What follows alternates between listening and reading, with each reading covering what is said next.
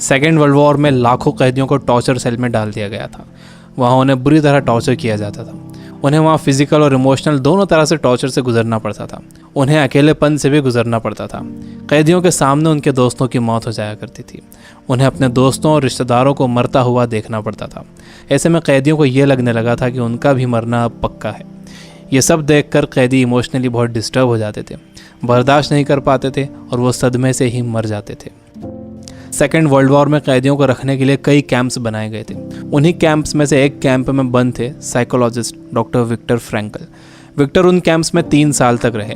उन कैंप्स में उन्होंने जो भी देखा, जो भी एक्सपीरियंस किया, जो भी टॉर्चर सहे, किसी को मालूम नहीं था कि वो इसके बारे में एक किताब लिख देंगे। उस किताब की करोड़ों कॉपीज़ बिक जाएंगी और कई भाषाओं में वो किताब ट्रांसलेट हो जाएगी। उन्होंने किताब लिखी जिसका नाम था मैन सर्च फॉर मीनिंग। अभी जो कोरोना क्राइसिस चल रही है, आप घरों में बंद हो, बोर हो रहे हो, अच्छा नहीं लग रहा है, तकलीफ़ हो रही है, तो आप अपनी इस तकलीफ़ को ज़रा इन टॉर्चर सेल्स के फ़ोटोज़ से एक बार कंपेयर ज़रूर करना। इससे मुझे पक्का यकीन है कि आपको अंदाज़ा हो जाएगा कि हमारी तकलीफ़ इन टॉर्चर सेल्स की तकलीफ़ के मुकाबले कुछ भी नहीं है।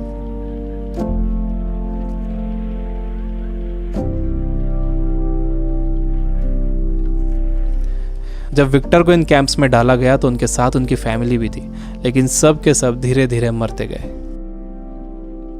विक्टर एक इंसिडेंट बताते हैं। उनके साथ एक कैदी था। उसने फरवरी महीने के आखिर में एक सपना देखा। उसने विक्टर को बताया कि कल रात उसने एक सपना देखा था। सपने में एक आवाज़ गूंजी कि मुझसे जो पूछना है पूछो। तो मैंने उससे पूछा कि हम इस कैंप से बाहर कब निकलेंगे। तो उस आवाज़ ने कहा कि 30 मार्च को तुम लोग बाहर निकल जाओगे। इस सपने के बाद उस कैदी को पूरा यकीन हो गया था कि वो 30 मार्च को रिहा हो जाएगा। मार्च का महीना शुरू हो गया। वो एक एक दिन गिन रहा था। धीरे धीरे दिन निकलते गए।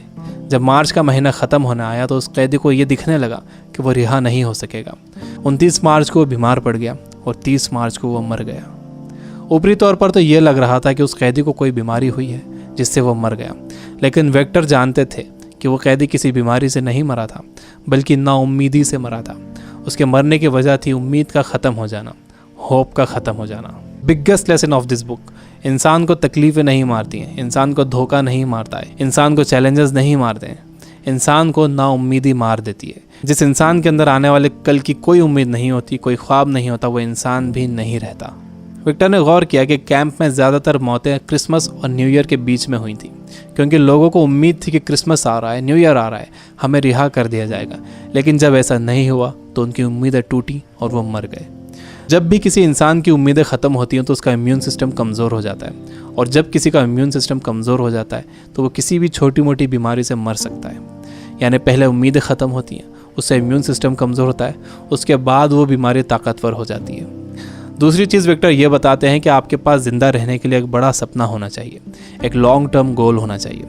जिसके पास आने वाले कल के लिए बहुत बड़ा ख्वाब है, उसके लिए आज की तकलीफ़ें, आज की प्रॉब्लम्स बहुत छोटी होती हैं। जब किसी का बिलीफ बड़ा होता है, किसी का कॉन्फिडेंस बड़ा होता है, किसी का सपना बड़ा होता है, किसी का कमिटमेंट बड़ा होता है, तो उसके सामने आने वाली क्राइसिस, प्रॉब्लम्स, तकलीफ़ें सब छोटी हो जाती हैं। हम कोरोना वायरस की क्राइसिस से घर में रहकर मुकाबला कर सकते हैं। आपको अपनी सुरक्षा करना है, लेकिन इससे घबराना नहीं है। आपको अपनी उम्मीद को ख़त्म नहीं होने देना है। विक्टर कहते हैं कि जब कोई प्रॉब्लम या बीमारी आती है तो आपकी बॉडी कमज़ोर पड़ जाती है, लेकिन आपका माइंड बहुत पावरफुल है। आपको इसे कमज़ोर नहीं पड़ने देना है। आप रोज़ टीवी देख रहे हो, आप बुरी न्यूज़ सुन रहे हो कि इतने मरे, इतने बचे, इतने सीरियस, यह आपको मेंटली वीक बना देगा। आप मेंटली वीक हो जाओगे तो आपका इम्यून सिस्टम भी कमज़ोर हो जाएगा, जिससे आपका बीमार होने का ख़तरा बढ़ जाएगा। विक्टर कहते हैं कि वो 3 साल इन कैंप्स में इसलिए ज़िंदा रह पाए क्योंकि उनके पास कल के लिए बड़े सपने थे, विल पावर थी, उन्हें एक किताब लिखना थी। तो वो सारी प्रॉब्लम्स, सारी तकलीफ़ें उनके सपनों और इरादों के आगे छोटी पड़ गईं और वो इन सब से बाहर निकल गए। तीसरी चीज़ जो विक्टर ने ऑब्जर्व की थी वो ये कि जब इंसान के सामने कोई प्रॉब्लम आती है तो वो उसे कैसा मीनिंग देता है। वो उसे पॉजिटिव मीनिंग देता है या नेगेटिव मीनिंग देता है। जैसा भी आप उसे मीनिंग देते हो, ये मीनिंग ही उस प्रॉब्लम को आपके लिए मुश्किल या आसान बनाता है। आपका मीनिंग उस प्रॉब्लम को या तो और बढ़ा देगा या उसे ख़त्म कर देगा।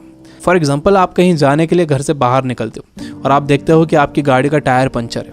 अब आपको बहुत गुस्सा आ जाता है। आपको लगता है कि क्या इसे अभी पंचर होना था, या आप ही के साथ क्यों हुआ, पूरा मूड ख़राब हो गया। आपने इसे दे दिया नेगेटिव मीनिंग। आपके पास एक और ऑप्शन था। आप सोच सकते थे कि हो सकता है कुदरत आपको वहाँ जाने से रोक रही हो सकता है कि आप किसी बड़े एक्सीडेंट से बच गए हों इसकी वजह से। अगर तेज़ स्पीड में गाड़ी का टायर पंचर हो जाता तो एक्सीडेंट हो सकता था। अच्छा हुआ कि निकलने से पहले ही आपको टायर पंचर मिला। यह है पॉजिटिव मीनिंग। इंसान यूजुअली नेगेटिव ही सोचता है और इस नेगेटिव सोचने की वजह से हम हर चीज़ का नेगेटिव साइड ही देखते हैं, उसका पॉजिटिव साइड नहीं देखते। जैसे कोरोना क्राइसिस में जितना टाइम आपने फैमिली को दिया है, क्या आपने कभी पहले इतना टाइम दिया है? मेरे कुछ दोस्त जो किताबों से बिल्कुल दूर थे, उन्होंने बुक्स पढ़ना शुरू कर दिए, वो रीडिंग हैबिट बना रहे हैं। अगर कोरोना क्राइसिस ना होता तो क्या ऐसा होता था? जितना मैं इन दिनों पढ़ रहा हूँ, पहले इतना कभी नहीं पढ़ता था। जितनी सफाई लोगों ने रखनी शुरू कर दी है, पहले कभी नहीं रखते थे। बार बार हाथ धो रहे हैं, अच्छी तरह हाथ धो रहे हैं, सोशल डिस्टेंस मेंटेन कर रहे हैं। किसी लाइन में लगे हुए हैं तो दूर दूर खड़े हो रहे हैं। आसमान साफ नज़र आ रहा है, हवा साफ हो गई है, समंदर का पानी साफ हो गया है। ऐसा लग रहा है कि नेचर ने जैसे रीसेट बटन दबा दिया। हमें ये पॉजिटिव साइड्स भी सोचना चाहिए। जब तक आपके पास नेगेटिव मीनिंग है, आप उस क्राइसिस से डील नहीं कर सकते। हर प्रॉब्लम उसके साथ एक इक्वल अपॉर्चुनिटी भी लेकर आती है। दुनिया जब से बनी है तब से अब तक उसमें प्रॉब्लम्स ही प्रॉब्लम्स हैं।